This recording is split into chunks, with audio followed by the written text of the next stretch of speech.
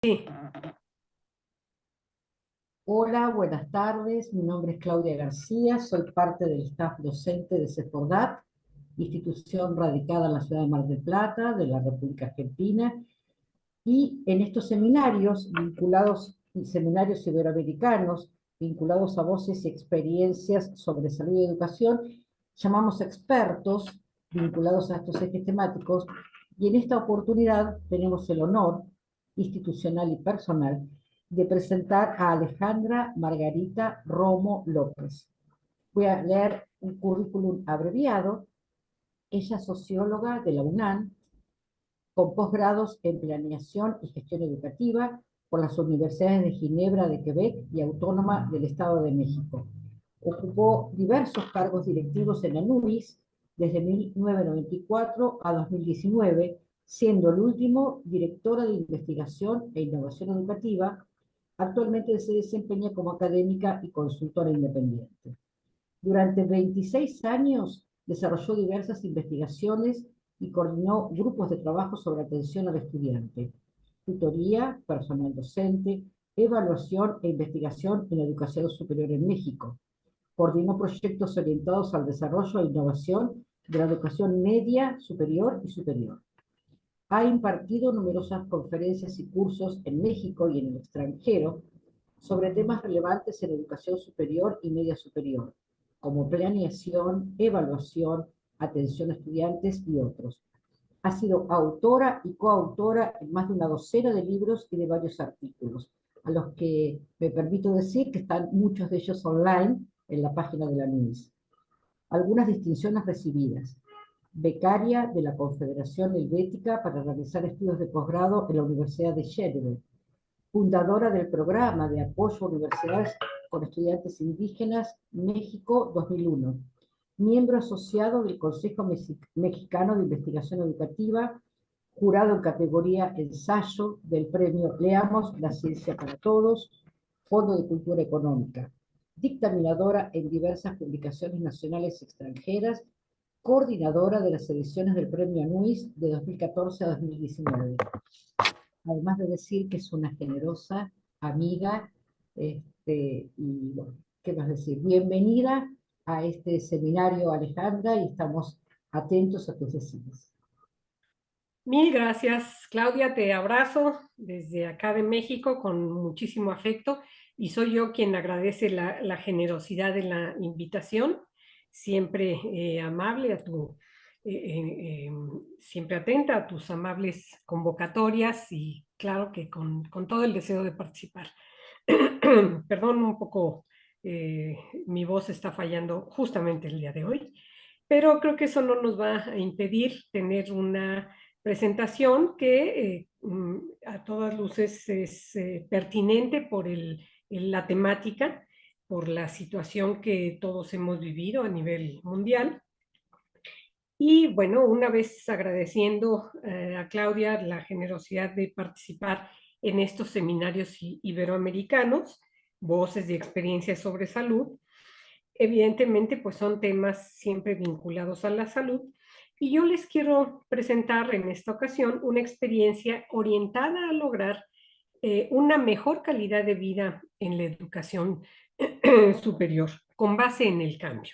Por eso es que he titulado este trabajo ¿Qué cambiar en la educación superior para atender adecuadamente a los estudiantes en tiempos de pospandemia? Con la idea de que si no cambiamos, podemos enfrentar nuevos riesgos o incrementar los riesgos que ya vivimos, tener daños, retrocesos, y esto generaría costos en todos sentidos que a lo mejor pueden ser irreversibles. ¿Qué es lo que yo les voy a presentar con este trabajo que elaboré? Es que no quiero poner la pantalla completa. ¿Se está viendo completa la pantalla? No, Ale, no se ve completa todavía. Ahí, a ver. No, perdón. ¿Ahora sí? No, Es que perdí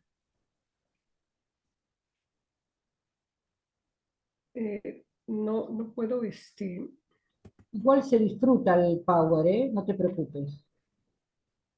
es que no puedo poner, ahí está, ahora sí, ¿verdad? Sí, ahora sí. ¿Seguimos? Seguimos. Perfecto. ¿Qué les voy a presentar? Son básicamente tres bloques, los dos primeros son breves, que tienen que ver, y además es un continuo toda esta presentación. Ese primer bloque hablaría de la experiencia de la pandemia, que como decía yo hace rato, es un tema de gran impacto, y básicamente con algunas características y dificultades que todos enfrentamos. Un segundo bloque que se refiere a una experiencia que tuve pues hace poco más de un año en la Universidad Autónoma de Baja California, que está situada en el noroeste del país, haciendo frontera con California en Estados Unidos, y que fue un curso referido a la tutoría en tiempos de pospandemia, que nos ofrece una fuente de información que considero, y por eso es que me atreví a presentarlo, una experiencia trasladable a otros contextos. Creo que tenemos muchas similitudes en nuestras instituciones educativas de nivel superior y que nos permitiría entender la magnitud de la experiencia vivida por la pandemia en educación superior y sobre todo hacia dónde caminar para generar estrategias de apoyo a los estudiantes.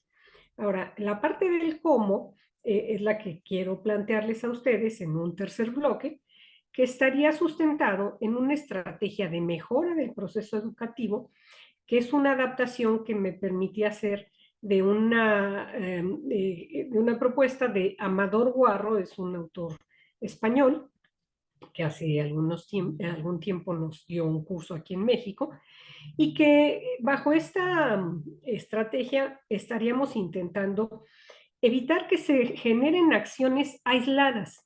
Sí, creo que necesitamos, sobre esta experiencia, generar muchas acciones estratégicas para ese cambio, pero la idea, bajo esta perspectiva de Guarro, es que las podamos concebir de manera conectada, de manera integrada, que se vuelvan trascendentes y sobre todo que ofrezcan claridad a quienes toman decisiones en educación superior. Hago una acotación, van ustedes a ver unas fotografías que me permití poner en esta presentación y que las tomé en los viajes que hice a Baja California. Bien, entonces voy a empezar con esta presentación, que en resumen creo que nos puede apoyar, que nos permite apoyar a los estudiantes mediante cambios posibles que debamos llevar a cabo y se puedan minimizar los efectos negativos que tuvo esta etapa de confinamiento para preservar su formación integral. Bien, entonces tenemos aquí en este primer bloque algunos rasgos de la experiencia de la pandemia provocada por el SARS-CoV-2, que creo que se nos convirtió a muchos en una pesadilla, y donde identificamos múltiples impactos. ¿En dónde esos impactos? En todos lados. En nuestro entorno inmediato, es decir, en la familia, pero también en el trabajo, en la calle, en la escuela, en la convivencia con propios y extraños. Creo que nos permitió darnos cuenta de lo pequeño que es nuestro entorno, pero también de lo grande y profundo que es. Y todo lo que convive en ese entorno que normalmente no veíamos. Y recojo una frase de Eric, un estudiante, que lo dice en muy pocas palabras, pero que tiene toda la razón. Esta pandemia llegó de la nada y está afectando el futuro de todos. Insisto, pocas líneas, pero de una trascendencia mayúscula. ¿Y qué ocasionó esto? Pues que se interrumpieran las relaciones sociales que llevábamos a cabo fuera del hogar, al tiempo que nos obligó a una serie de cambios en nuestras rutinas cotidianas, que ya las hacíamos en automático, que no nos percatábamos de si cambiaban, si no cambiaban, si estaban bien hechas, si tenían problemas, si eran las mejores, porque ya lo hacíamos de manera ordinaria, de manera cotidiana. Entonces, esas interrupciones en esas relaciones sociales, pues se manifiestan Puse aquí 5 tipos de manifestaciones, pero creo que habría otras y me parece que estas tienen un gran significado para el entorno educativo en el que nos desenvolvemos. Nos llevó a perder confianza en las personas y en las instituciones. Esa confianza de comunicarnos, de relacionarnos, de tocarnos, de estar cerca, de saber qué iba a pasar con nosotros, de saber qué iba a pasar en las instituciones, si nos iba a beneficiar, si nos iban a dar una atención, si nos iban a ayudar. No sabíamos nada del futuro inmediato. Vimos también que por esa misma razón, sobre todo del miedo, se daban experiencias, muy escasas experiencias de solidaridad. Y a la par crecían los fenómenos de exclusión, porque como teníamos total incertidumbre de los alcances del daño, de los alcances de los riesgos, de las, en ese momento, pocas posibilidades de vacunas o de evitar contagiarnos, pues entonces se multiplicaban estos casos de exclusión. Lo mismo, pues identificamos mayores dificultades para disminuir la desigualdad y la pobreza en términos generales, a nivel de las poblaciones universales. Poco se destinaba en recursos, en tiempo, en esfuerzos para intentar disminuir estos dos fenómenos. Obviamente, pues se generó muchísimo estrés, muchísima inseguridad y, como ya decía yo hace rato, una gran incertidumbre. Eh, en el plano educativo, el mismo secretario general de la Organización de Naciones Unidas, Antonio Guterres, describía esta situación como de una disrupción sin precedentes en la educación a nivel mundial. Entonces, ¿qué ocurrió en los dos planos que están referidos aquí? En el contexto de los estudiantes, docentes y otros actores educativos. Bueno, que nos vimos obligados todos a realizar transformaciones radicales en nuestras prácticas formativas.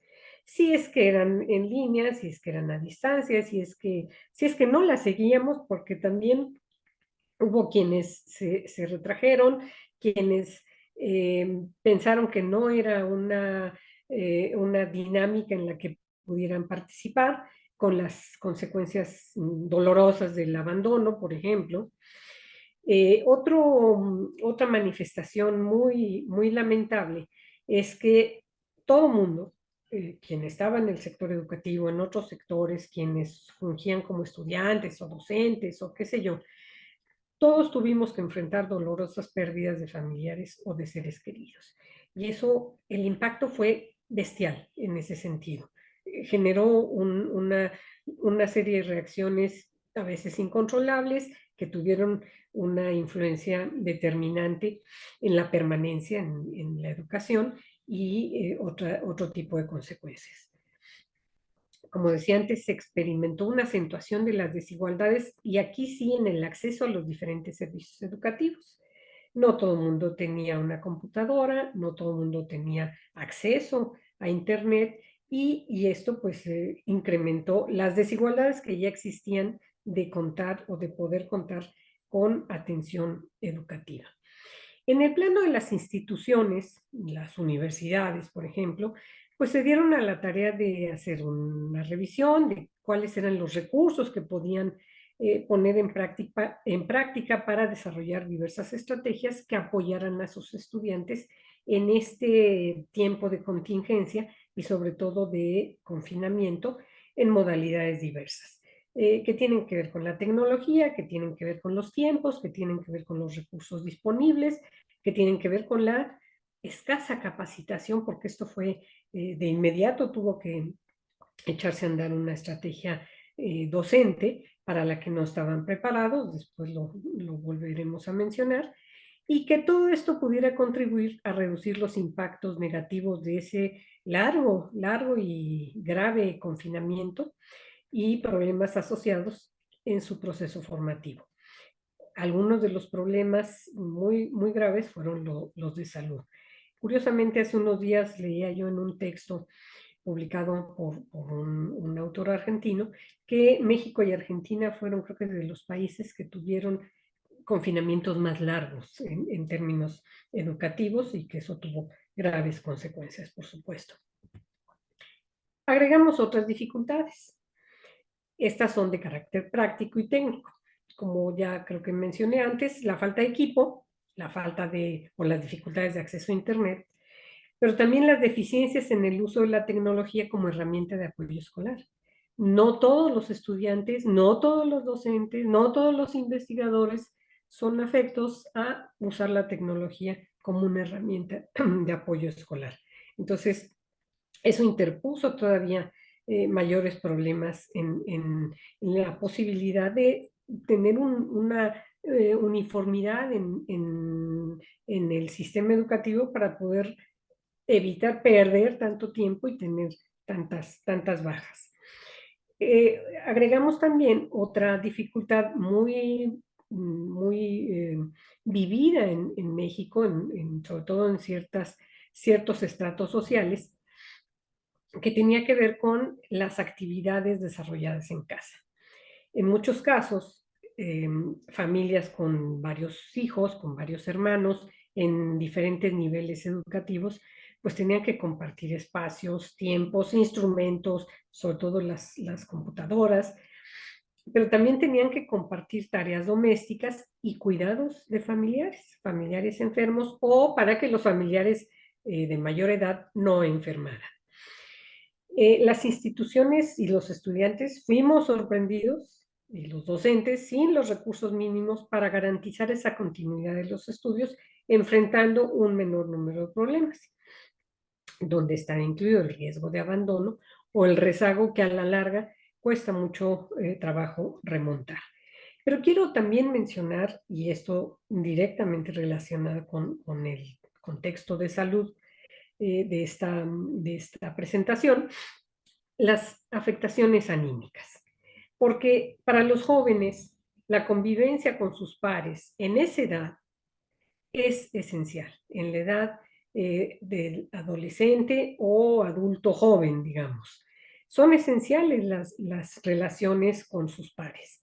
Y esto afectó de manera fundamental el ánimo y el ánimo no solo ante esa carencia de afectos, carencia de convivencia, sino el ánimo para dedicar tiempo y esfuerzo a otras tareas, como los compromisos escolares. Bien, entrando a este segundo bloque que mencionaba, tuve la oportunidad de impartir el curso, la tutoría en tiempos de contingencia, en esta universidad al norte del país, en 3 sedes, de octubre a noviembre del año pasado. Tuve 53 docentes en 3 grupos y todos estos docentes de diferentes carreras ejercían y siguen ejerciendo funciones como tutores. ¿Cuáles fueron los propósitos de este curso? En principio, conocer en qué situación se encontraban los estudiantes para poder en grupo formular un conjunto de prácticas y diferentes mecanismos de apoyo para poder enfrentar el fenómeno en su magnitud de la pandemia y obviamente las consecuencias derivadas que tuvieron una duración pues de más de 2 años. Un segundo propósito, poder reflexionar en conjunto con los docentes acerca de cómo llevar a cabo cambios, no seguir haciendo las cosas como se hacían, para poder generar estrategias de apoyo en una amplitud de aspectos y espacios, es decir, no solamente en el aula, no solamente en la relación personal con sus docentes, sino ampliar a otros aspectos de otros espacios y proveerse de recursos y mecanismos de la propia institución, pero también de los tutores, de los estudiantes, que permitiera fundamentalmente lograr la estabilización de los estudiantes en ese periodo entre la pandemia y la pospandemia. Y un último propósito, que ayudara a minimizar los impactos negativos que pudieran asegurar una mejora en los aprendizajes y reforzar la formación integral.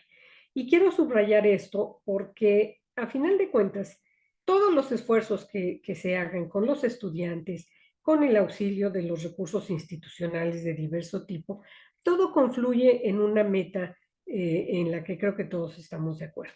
Mejorar los aprendizajes y, en particular, bajo esta terrible circunstancia tan desestabilizadora, pues reforzar la formación integral de los estudiantes. Entonces, yo me acogí a una perspectiva teórica en torno al cambio como estrategia de mejora del proceso educativo, formulada, como ya decía, por Amador Guarro en 2008. Bueno, en 2008 la conocimos,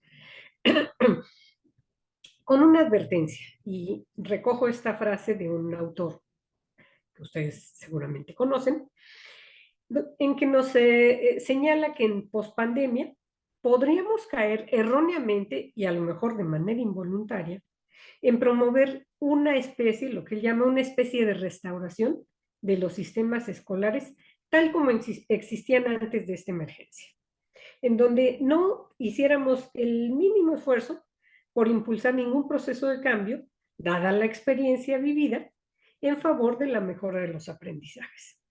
Entonces, ¿qué es lo que planteamos? Aprovechar la oportunidad para construir un escenario diferente, un escenario menos dramático, menos catastrófico, con menos problemas a enfrentar, ayudándonos de recursos y formas de comunicación que generemos como novedad, como innovación, pero que a la vez nos demos cuenta de la importancia de cuestionar la pertinencia y la funcionalidad de los procesos que hasta ahora han sido seguidos. Perdón. Entonces, la estrategia que nos propone Amador Guarro para mejorar el proceso educativo está sustentada fundamentalmente en el cambio. Lo que yo planteo es, o la utilidad de la información recogida entre los profesores y tutores de la Universidad de Baja California, nos plantea la posibilidad de reconstruir los centros educativos en la pospandemia, si sabemos analizarla, si sabemos aprovecharla, si sabemos traducirla en estrategias de cambio, en donde podamos formular un nuevo esquema de regreso pleno. Y lo que ustedes ven aquí no es un error, es explícito que yo taché esa palabra de normalidad, porque no me parece más equivocado que hablar de una normalidad cuando lo que queremos es cambiar. Y la normalidad la teníamos antes. De lo que tenemos que hablar ahora es de una dinámica diferente, que es muy compleja por todo lo que hemos vivido o padecido y lo que no hemos podido hacer, y que necesita de una renovación de estrategias de apoyo y de atención a los estudiantes. Este esquema es el elaborado por Amador Guarro, en donde eso nos habla de esos procesos de cambio en diferentes fases, en dos procesos, perdón, las tres fases que están en la primera línea, luego el proceso de evaluación y una serie de condiciones que tienen que ver con la sostenibilidad. Esta primera fase de movilización o inicio, ¿qué es lo que nos sugiere?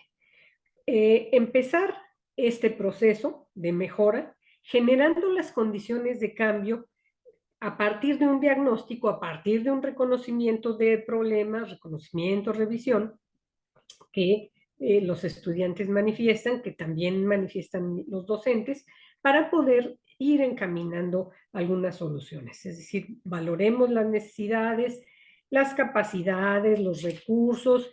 En una palabra, como bien dice ahí, pues planifiquemos el cambio, empecemos a planificar el cambio, estableciendo objetivos, expectativas, dando a conocer las ideas que se van a abordar, y sobre todo un proceso que decida qué acciones o innovaciones se van a poner en práctica.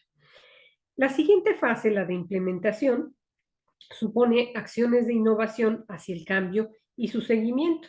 Es decir, no solamente vamos a generar nuevas acciones, sino vamos a tener que dar cuenta de las modificaciones, los avances, las mejoras que vayamos implantando, qué procesos vamos a encaminar para contextualizar y poner en práctica un plan que tenga un carácter innovador en situaciones concretas.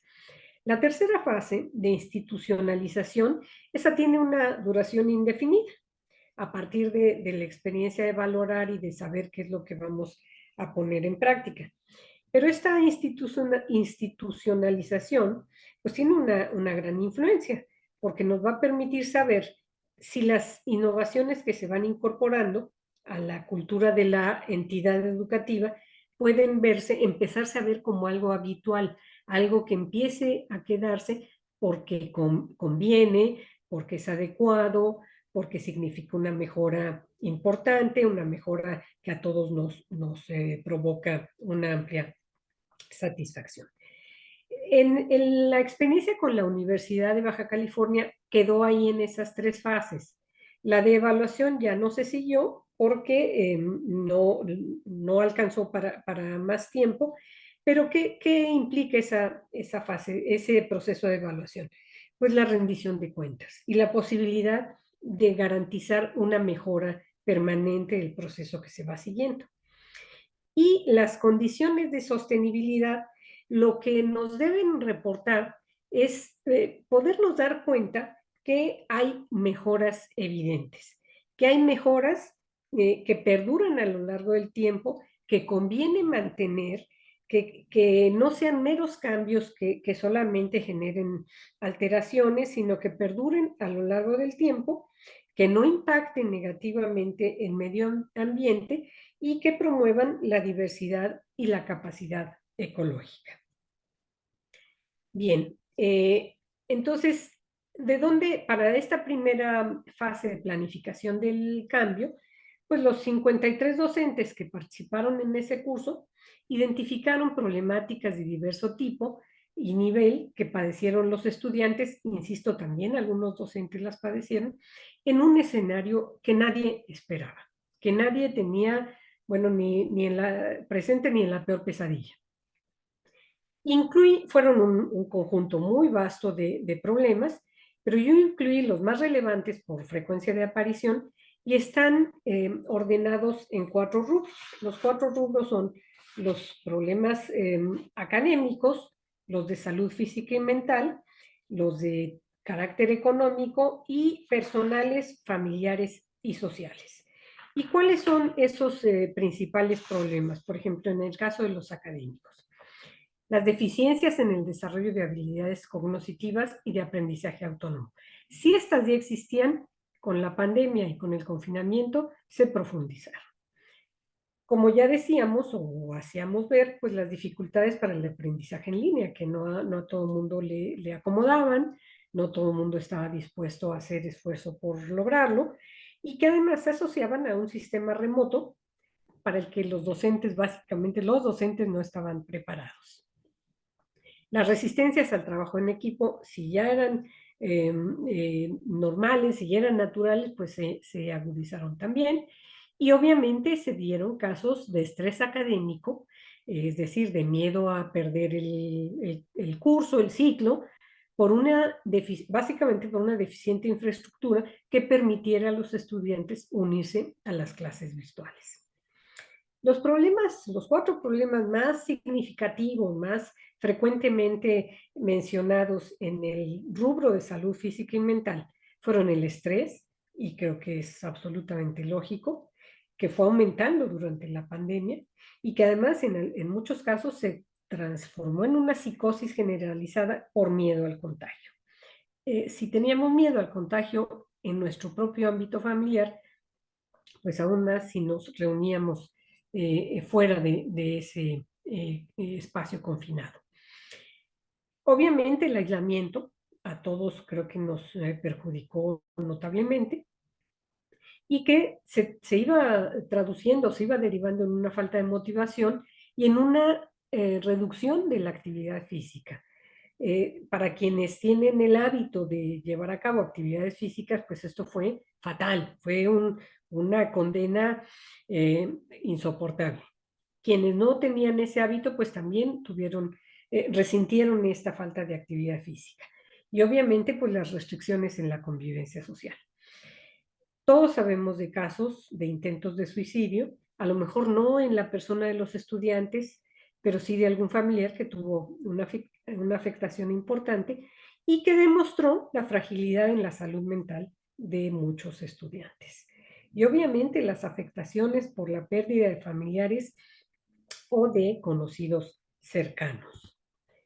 En el rubro de los problemas económicos, que no tenían una responsabilidad, digamos, directa en la educación o de la educación o de la institución, pero que se significaron por alteraciones también en el contexto familiar, en los compromisos de los alumnos, porque estos tuvieron en muchos casos que asumir el rol de proveedores. Tuvieron que trabajar para apoyar económicamente a sus familias con riesgo evidente para su permanencia educativa. Los gastos que se generaron para utilizar, para poder tener acceso a los dispositivos de comunicación e Internet, pues también se multiplicaron en el hogar y para muchos estudiantes también tuvieron un significado mayor. Eh, Obviamente, en el caso de padres o papás, mamás o ambos que perdieron el empleo con motivo de la pandemia, pues generó una situación precaria en la economía de las familias que afectó por igual a todos. También en el último rubro de los problemas personales,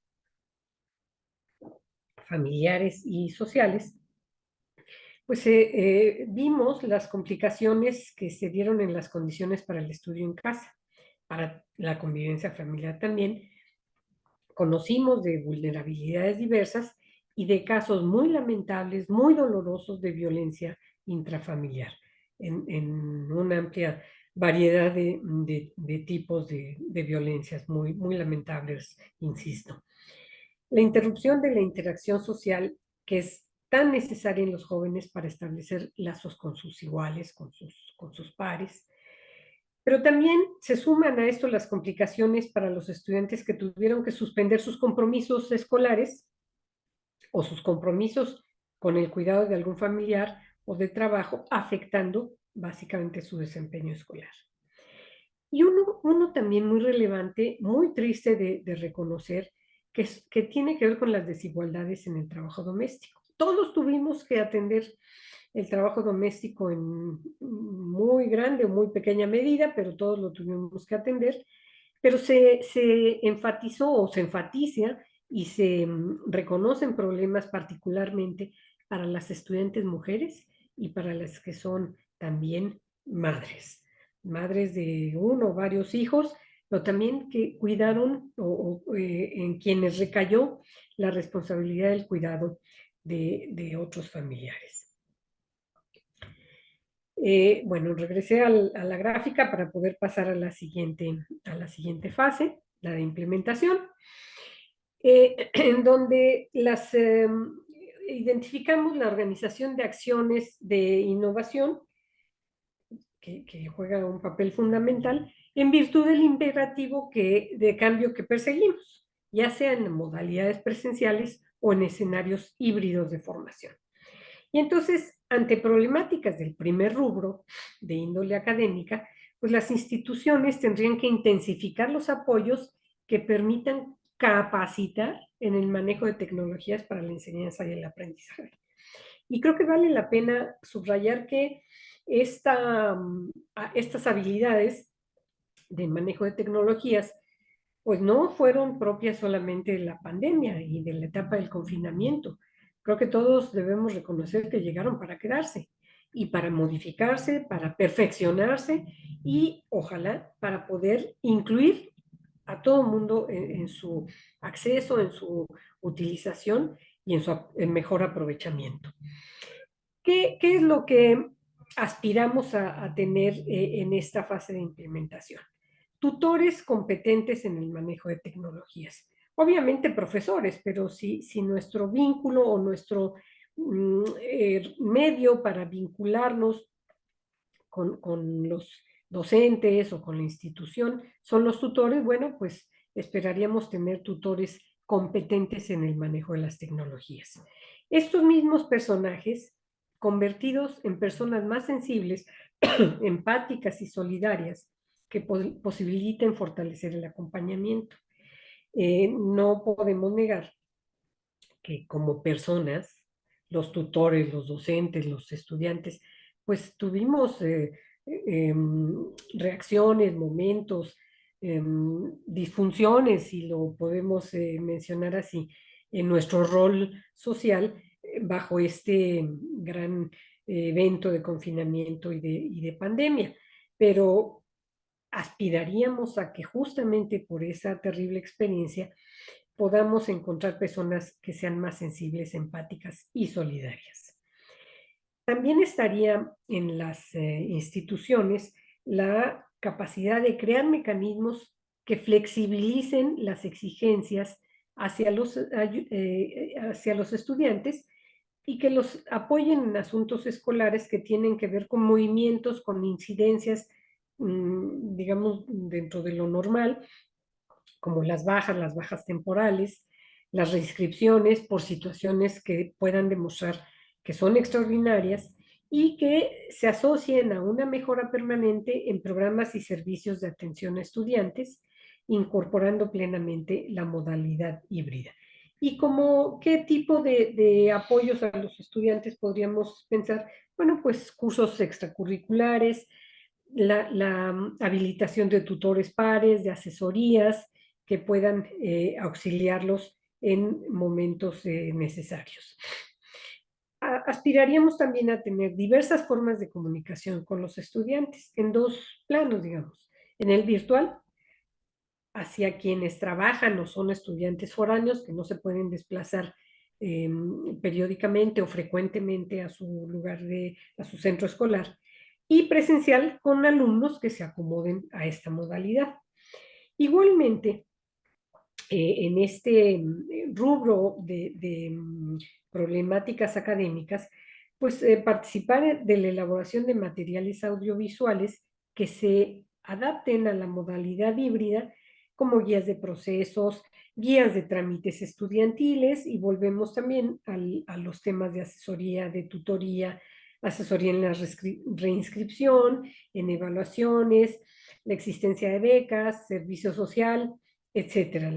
Todo la gama de necesidades y momentos que los estudiantes viven a lo largo de su formación universitaria. En esta fase de implementación también observamos en el contexto de las problemáticas ligadas a la salud, observamos que es un ámbito complicado para la intervención de los tutores y delicado además. Es decir, que debemos tener mucho cuidado con cómo intervienen o qué responsabilidad se le asigna a los tutores. Reconocemos que si de manera presencial es difícil identificar elementos para que un tutor tome decisiones o recomiende acudir con un especialista, pues el contexto de la virtualidad todavía nos interpone mayores limitaciones. Enfrentamos casos de aislamiento, de falta de motivación, de desorden en horarios y rutinas. Eso creo que ocurrió en todos los espacios donde convivíamos, obviamente de estrés, de desconcentración, que hasta cierto punto podríamos considerar normales, con cierto nivel de normalidad. Hay que verlos como un foco de atención para la tutoría con la finalidad de evitar que se vuelvan crónicos esos problemas o que generen mayores daños. Pero mucho cuidado con esto que sigue. Los casos de depresión, los impactos manifestados en depresión, que puede ser un signo de alarma que no debemos descuidar. Otro tema que también está inmerso en estos casos de depresión son los duelos no superados por muchos estudiantes, los casos de psicosis que se dieron, de estrés graves, de agudización de comorbilidades y hasta intentos de suicidio. Entonces, esto merece una atención inmediata, pero no de los tutores. Los tutores no pueden asumir esa responsabilidad, pero sí pueden mediar en su identificación y en la posibilidad de encontrar las vías de apoyo, las vías de solución. Y por último, pues ayudar a procesar los duelos que es un trabajo que pocas instituciones se tomaron en serio. En el otro rubro, el tema económico, que como decía, no es responsabilidad de la formación, pero sí tuvo importantes impactos, pues podrían generarse en esta fase de implementación diferentes alternativas de horarios, en sitios, la oferta, poner a disposición la oferta en sitios cercanos con flexibilidad de tiempos, de dedicación en momentos determinados, esto hablado con sus tutores, con sus profesores, o en situaciones extremas, es decir, situaciones en los estudiantes han debido abandonar los estudios o los han tenido que posponer, siempre y cuando lo permita la flexibilidad en la normativa de las instituciones, por ejemplo, para optar por bajas temporales. Y puede encontrarse una prioridad en programas renovados de becas o de otro tipo de ayudas a los estudiantes. En el último rubro, en el de las problemáticas de orden personal, familiar o social, pues es evidente que la separación del espacio escolar generó una fuerte afectación a los estudiantes, pero eso se ha venido disipando con el regreso a la presencialidad y con un mayor dominio de la modalidad virtual o de ambas modalidades, en donde esperaríamos también una mayor atención de los tutores, especialmente en asuntos de violencia intrafamiliar o de desigualdad en el trabajo doméstico, y lo que ya mencionaba antes en el tema de la mayor carga de responsabilidades hacia las mujeres.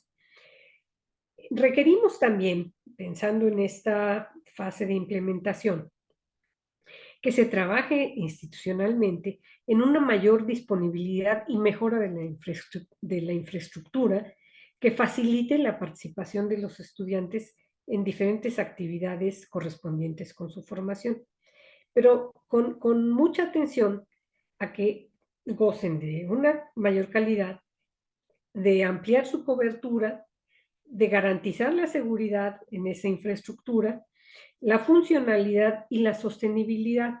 ¿Qué significaría básicamente? Contar con mejores aulas, con centros de información actualizados, con mejorar el equipamiento en laboratorios y talleres, mejorar y ampliar la cobertura en el acceso a Internet, en mejorar las instalaciones sanitarias y que mantengan su buen estado de uso.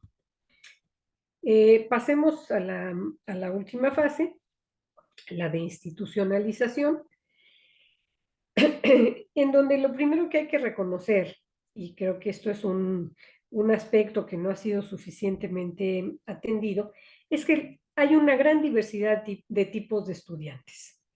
Por lo tanto, de necesidades de atención. Eso es que la atención también deberá ser diversificada, y esto desde cualquier instancia institucional, sea de gestión, sea académica o sea administrativa. La pandemia nos ha revelado problemáticas que se pueden atender mediante esfuerzos organizativos integrales. Hablaba yo antes de que esta propuesta de estrategia de cambio, pues trataría de ver las acciones a implementar de manera integrada, de manera que no sobresalgan algunas o que se dejen fuera otras que a la larga resulten intrascendentes. Y aquí hay una intervención muy importante de los tutores que tiene que ver con la identificación de las problemáticas de los estudiantes en donde ellos pueden intervenir. Perdón.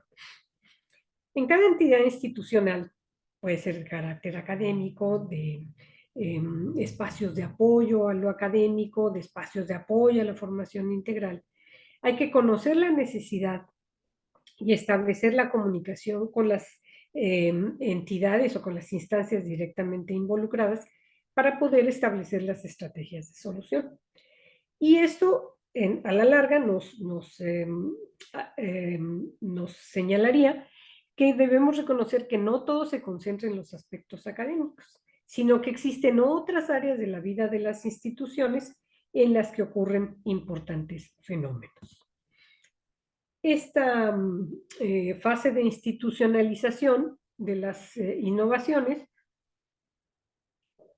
que logren constituirse como algo habitual, es decir, no extraordinario, eso significaría institucionalizarlo, requiere acciones como las siguientes: generar o mantener una infraestructura institucional de comunicación entre todos los actores para enriquecer las relaciones básicamente entre los docentes y los estudiantes, en donde podamos también garantizar un acercamiento más personalizado y que en la medida de lo posible pues se eviten o se minimicen los casos de abandono o de rezago.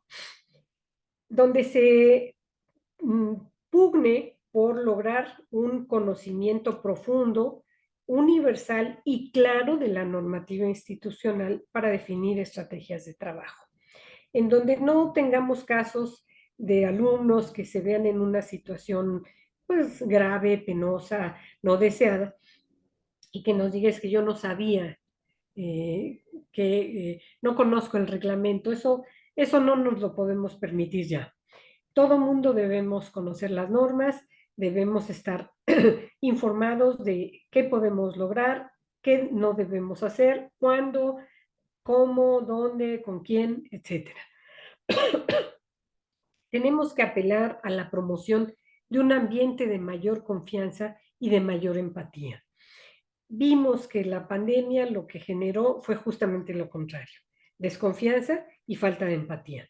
Por lo tanto, debemos garantizar y debemos ser claros promotores, permanentes promotores de establecer una comunicación efectiva entre los docentes con sus tutores y los docentes y tutores con sus estudiantes, que aliente la disponibilidad para participar en las diferentes actividades institucionales, los diferentes compromisos institucionales. Hay que reconocer las necesidades de los alumnos con atención a su diversidad, que tiene que ver con características emocionales, con su situación escolar, eh, quizá de rezago o de estudiantes con altas capacidades, diversidad étnica, diversidad de género, etcétera, etcétera. Hacer un seguimiento puntual a estudiantes en esas diferentes necesidades, pero también haciendo énfasis en quienes han manifestado o probablemente puedan en el futuro manifestar problemas de salud emocional o una condición de desventaja académica. Y algo muy relevante derivado de esta experiencia, y que a veces se nos olvida que tras una experiencia como la que vivimos hay que hacer acciones preventivas, como es el caso de esta orientación sobre protección sanitaria, en donde podamos estimular el desarrollo de una cultura de prevención y una cultura de educación para la salud que ha sido tan invisible, tan ausente en muchas de nuestras instituciones, en nuestra propia casa, me atrevería a decirlo.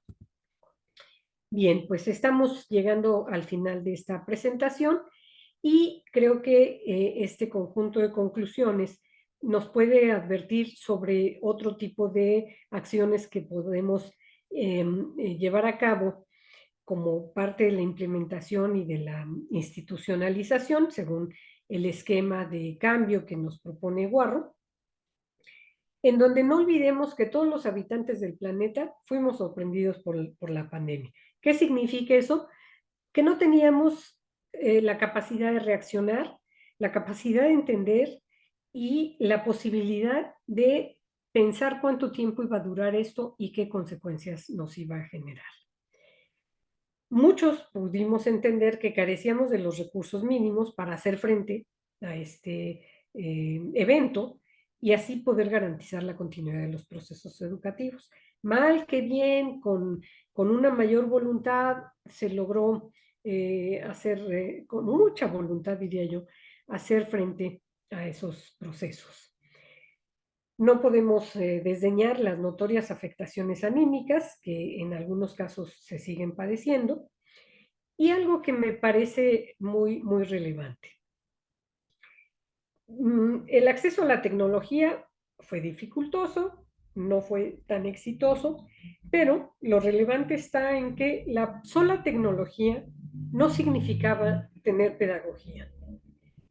Ángel Díaz Barriga, un pedagogo mexicano, ha subrayado eso y lo dice así: la tecnología no da pedagogía. Entonces, verla como un recurso que en muchos casos no fue suficiente para resolver muchas de las problemáticas que enfrentamos.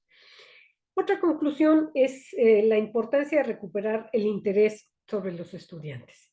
¿Qué significa eso o qué implicaciones tiene? Que sigamos trabajando para fomentar su autonomía mediante el diseño de estrategias de cambio, pero con los recursos adecuados. Insistir en que lograr una formación integral incluye la promoción de la salud física y emocional de los estudiantes, pero también una formación ciudadana. ¿Cuántos de esos casos de poca solidaridad, de poca empatía, de darle la vuelta al problema que vivimos, pues tenían que ver con la falta de sensibilidad, pero también de una clara formación ciudadana? En la etapa que sigue de post, o en la que ya estamos de post pandemia, los programas y servicios deben organizarse tratando o viendo cómo dar respuesta a las necesidades y expectativas que deben ser mucho más precisas para los diferentes tipos de estudiantes. Vemos también, o debemos reconocer, que la pandemia nos dejó múltiples lecciones. Una de ellas: ya somos parte de la era digital. La modalidad híbrida de trabajo juega un papel preponderante. Significa una práctica innovadora para aprender, para comunicarnos, que ya no se va a ir, que se va a modificar, que se va a perfeccionar, que nos va a plantear nuevas exigencias, pero estamos en ella. Hay que atender, sin embargo, el riesgo de solamente trasladar a la virtualidad los mismos procedimientos, algunos muy malos, algunos muy deficientes, de la presencialidad, para no repetir esa experiencia, pero con recursos tecnológicos de alta o de última moda. Y poner mucha atención también en la renovación de prácticas educativas que nos permita fortalecer la formación integral de los estudiantes.